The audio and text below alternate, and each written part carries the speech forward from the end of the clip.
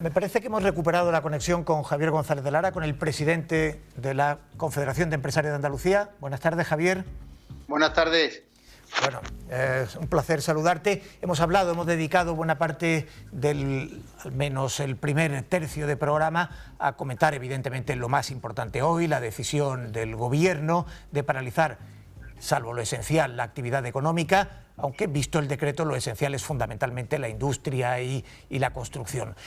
Tú has sido, Javier, particularmente crítico con esa perspectiva. Llevas muchos días advirtiendo que parar la economía podía gripar su motor y era más importante mantenerla con una actividad constante. Al margen de las formas en el Gobierno, ¿cuál es tu crítica a la decisión que se ha adoptado? Bueno, si me permitís, lo primero saludaros a todos y felicitaros por el magnífico trabajo que hacéis de información a Andalucía y con esa perseverancia y esa profesionalidad. Vamos a ver, lo primero es un poco una reflexión de por qué los empresarios hemos considerado que no es bueno parar la economía. A ver, lo primero es ser solidarios con el principal problema que estamos viviendo, que es una crisis sanitaria insospechada, insólita y tremendamente durísima y que está afectando a tantísimos miles de ciudadanos, por lo cual estamos volcados solidariamente con esa causa. Otra cuestión es que la causa sanitaria, en la que tenemos que poner toda la incidencia, no nos permite tener una perspectiva de equilibrio con mantener la actividad económica. A eso me refería, es decir, no podemos efectivamente gripar la actividad económica porque luego va a ser muy difícil arrancarla. Hasta ahora mismo, después del decreto de alarma nacional, el tejido productivo andaluz se había paralizado prácticamente en un 70-72% de su actividad. Por lo tanto, todo esto que, como bien decía, no solo la construcción, sino parte de la industria lo frena, dejamos en una parálisis absoluta la economía. Pero luego, lógicamente, habrá que ponerla en marcha. No ha sido precisamente el ámbito de la empresa un lugar especial de contagio, porque aquellas actividades que podían ser susceptibles del mismo son las que se cerraron por decreto y creo que adecuadamente. Por lo tanto, lo que pedíamos los empresarios es mantenimiento de la actividad económica, pero con la dotación de medios de protección individual para los trabajadores, que son los principales, sujetos y personas relevantes en la empresa para que protejamos su salud ante todo, ¿no? Yo creo que el trabajo de las empresas ha sido modélico hasta hoy y de ahí nuestra preocupación por todo este decreto precipitado de actividades esenciales o no esenciales. Lo dejo ahí, defina esenciales. Bueno, Javier, como sabes, quienes nos acompañan, Patricia Godino, Javier Caraballo, José Luis Losa, te quieren preguntar a algunos de ellos. Un saludo a todos. Sí. Señor González de Lara, muy buenas tardes. Decía anteriormente que cuando el Gobierno decreta la hibernación, que es el término que ha utilizado el propio gabinete, lo que no dice es que solamente está hibernando a los empresarios, a los autónomos, pero no está hibernando a la agencia tributaria. Y eso, para preguntarle ahora, lo extiendo a los demás impuestos y tasas que tienen que cargar los empresarios, los autónomos, los emprendedores.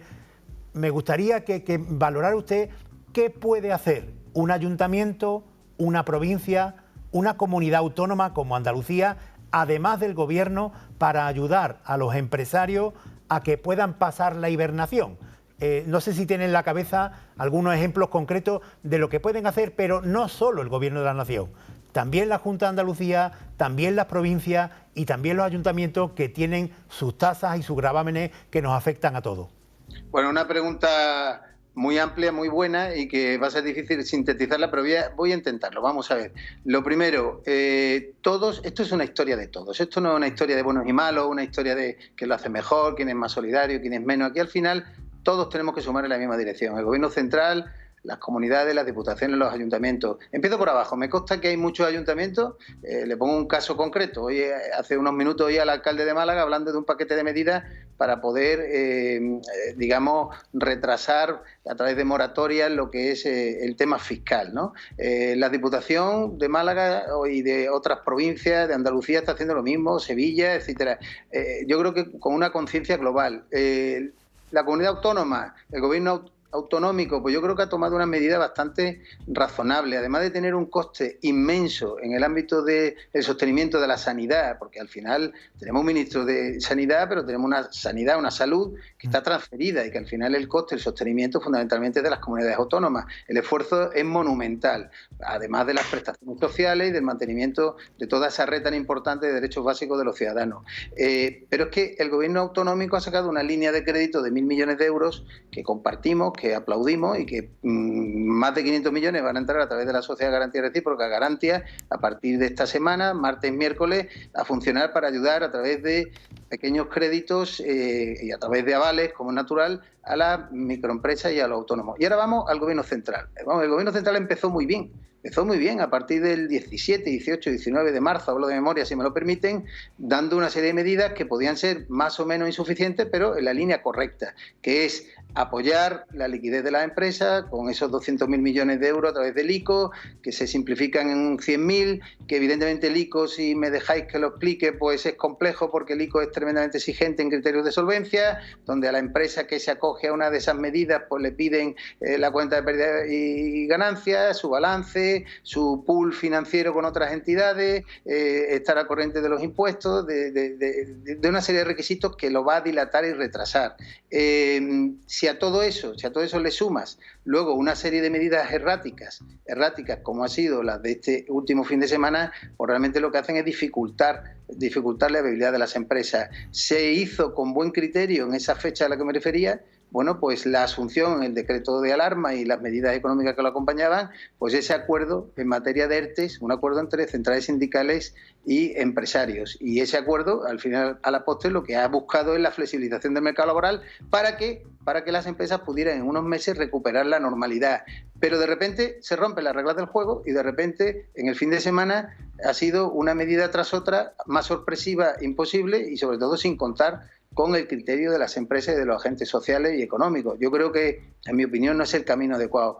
¿Qué se le puede pedir? ¿Qué se le puede pedir a los gobiernos? Coordinación. ¿Qué se le puede pedir a las administraciones? Coordinación. Pero, como bien decía, que no sea que al final a coste de la empresa. La conclusión que sacamos los empresarios, que hasta el día 9, además de estar confinados, además de haber cerrado, de haber reducido las actividades no esenciales, a las 3 de la tarde las actividades no esenciales eran 40, con el anuncio por parte de la ministra portavoz, y a las 23:36 de la noche eran 25. Entonces, lo que hay es un desconcierto importante y eso hay que decirlo claramente. Y, por supuesto, esa expresión de permiso retribuido recuperable, que a ver cómo se consigue recuperar ese palabra, si me dejan ustedes decirlo, esa expresión tan singular que no se ha aplicado nunca y que al final pagamos los empresarios. O sea, al final es que pagamos los mismos, y lo digo así de claro, y lo digo con pesar. Me gustaría decir otra cosa, pero ahora, si quieren, le puedo explicar algunas medidas que se podrían adoptar. Bueno, pues Javier, sí te pedimos brevedad, porque ya sabes que vamos aceleradamente. Te quería hacer también una pregunta, Patricia Godino, y si te parece incorporas esas aclaraciones que tú considerabas oportunas ahora. Señor González de Lara, buenas tardes. Yo fundamentalmente le quería preguntar por ahora mismo están todos los sectores parados, absolutamente, y desde anoche o desde el día de hoy mucho más. Pero pensemos a futuro, pensemos en positivo, que vamos a salir de esta más pronto que tarde, eso esperemos. ¿Cuáles van a ser los sectores de la economía, y fundamentalmente en Andalucía, que van a soportar mejor esta crisis, esta hibernación en la que nos encontramos ahora mismo y van a reengancharse, digamos, a la normalidad de una manera más cómoda que, por ejemplo, otros sectores que puedo pensar ahora mismo, por ejemplo, que la restauración, la hostelería, el turismo en general, que viene siendo golpeado pues muy hondamente con esta crisis desde hace ya varias semanas, mucho antes del decreto de alarma?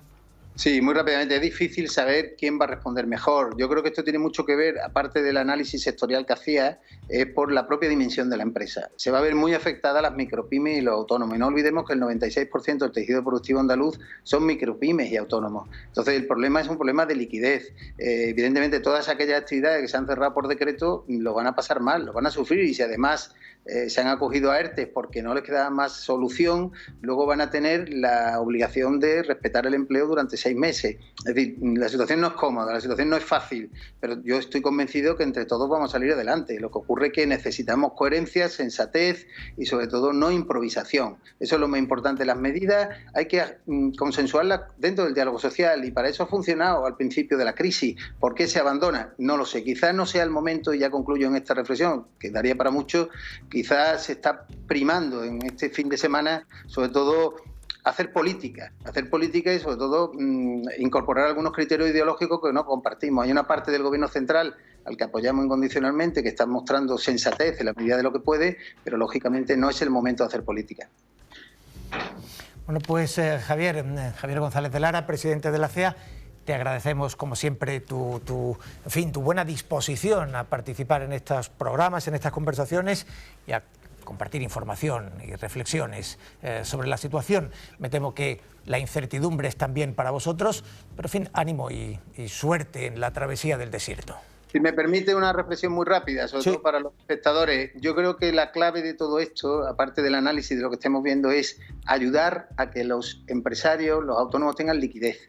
Y la liquidez se consigue de dos maneras.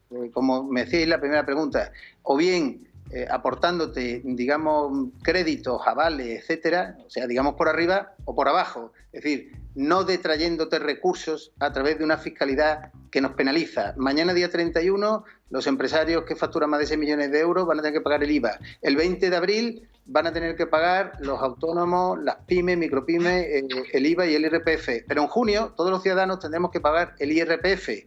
Por lo tanto, la renta, ¿no?, del ejercicio anterior. Hablamos de moratoria, hablamos de pasarlo a julio, de pasarlo a octubre. Reflexionemos sobre ello, que no perdamos la liquidez a través de traernos vía impuestos. Pues ahí queda esa reflexión. Gracias, Javier González de Lara.